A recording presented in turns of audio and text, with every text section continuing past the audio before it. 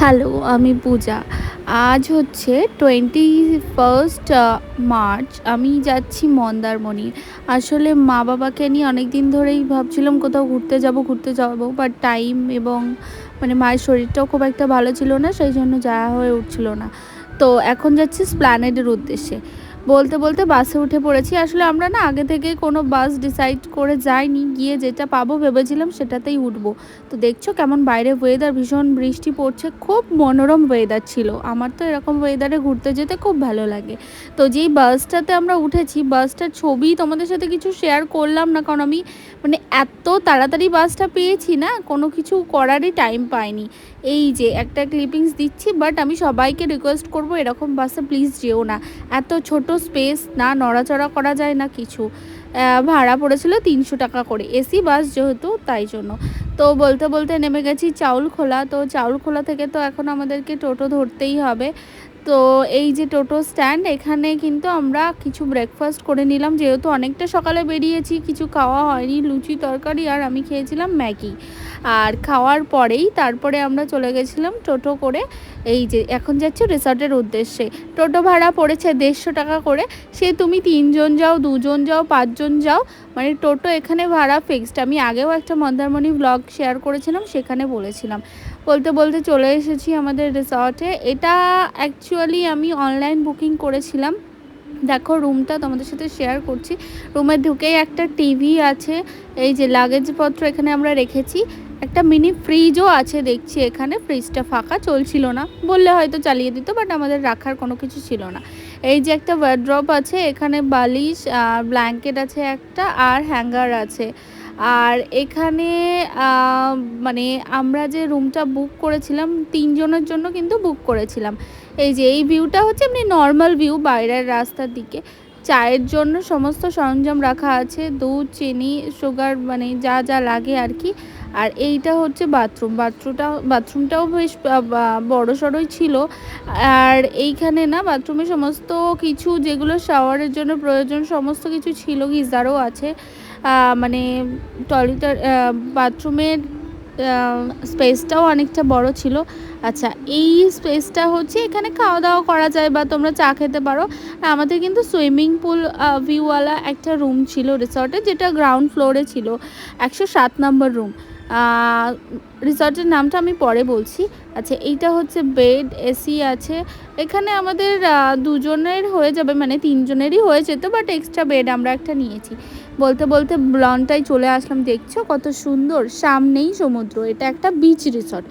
তো এই বিচ রিসর্টটার নাম হচ্ছে অ্যাকোয়া মেরিনা ড্রাইভ ইন।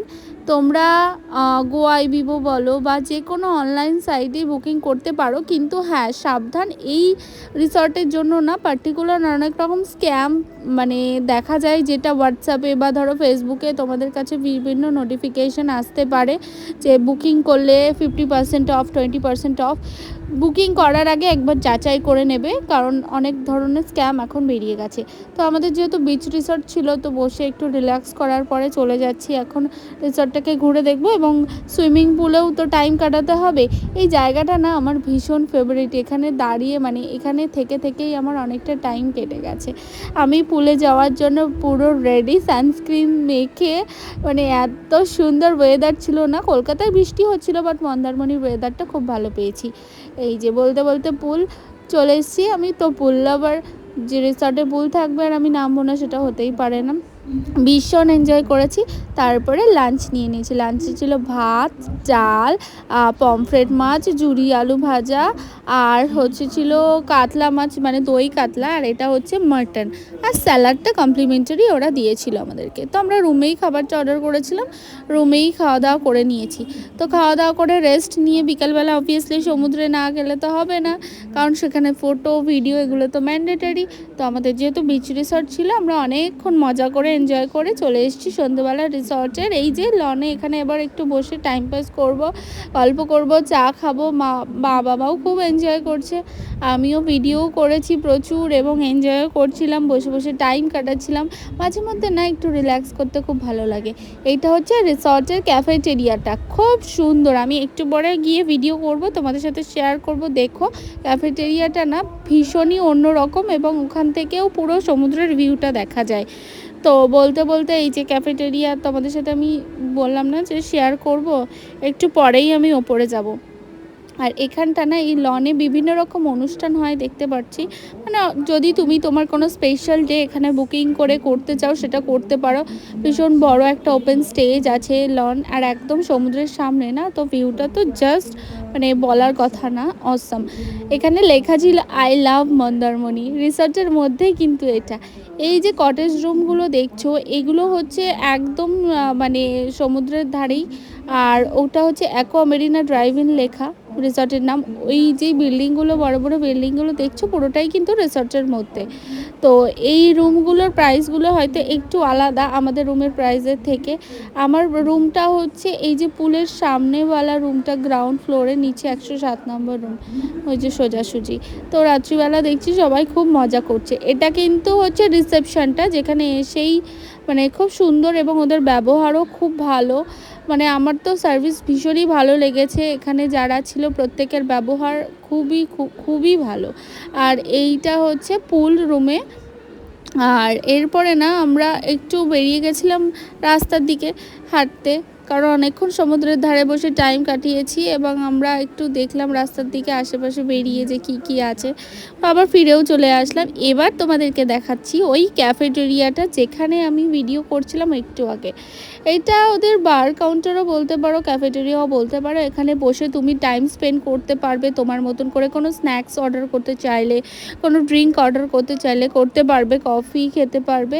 তো আর এখান থেকে না ওই যে কোনার জায়গাটা যেখানে দেখছো ওখান থেকে পুরো সমুদ্রের ভিউটা পাওয়া যায়।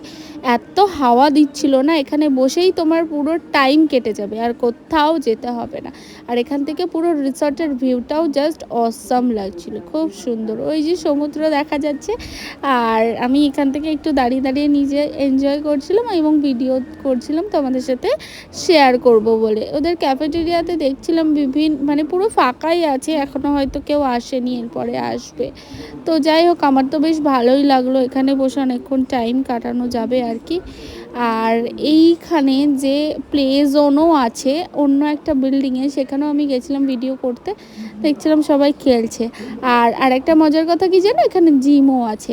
হ্যাঁ জানি ঘুরতে এসে সবাই জিম করাটা পছন্দ করে না, বাট অনেকে হয় না যে ফিটনেসের প্রতি উইক, তো তারা এসে জিম করবে। তো এখানে লাইটটা অফ হয়ে গেল বলতে বলতে, বাট তার মধ্যেও ভিডিও করেছি। এই দুটো বাচ্চা এখানে বসে মজা করছিল, কেউ ছিল না জিমে যদিও বা। আর এই যে আমি একটু ভিডিও করলাম, ভাবছিলাম সকালবেলা উঠে একটু জিমে আসবো, অনেক দিনই তো আসা হয় না। তারপরে ভাবলাম এমনিতেই বাড়িতে থাকতেই পাশে মানে জিম থাকতেই সেখানেই যায় না, এখানে আবার কি আসবো। তো যাই হোক, জিমের অনেক কিছুই ছিল, ট্রেডমিল থেকে শুরু করে সাইক্লিং করার জিনিস, নর্মালি একটা জিমে যা যা প্রয়োজন হয় সব।